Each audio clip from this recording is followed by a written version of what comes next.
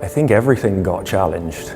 We're largely aligned in the mechanism of what we're building, but our narrative is still forming to a more multi-dimensional and circular type of narrative.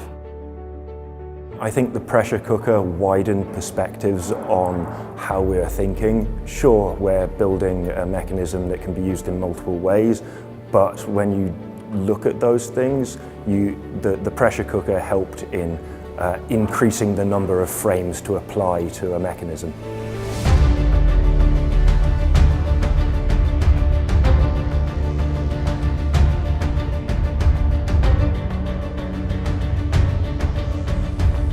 It was challenging in the opening of possibilities rather than a reducing of possibilities.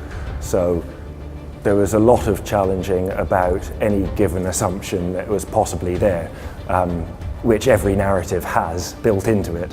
So the narrative in its first instance got poked and found the faults in to be collected amongst the many narratives that will have to be reduced into a robust system.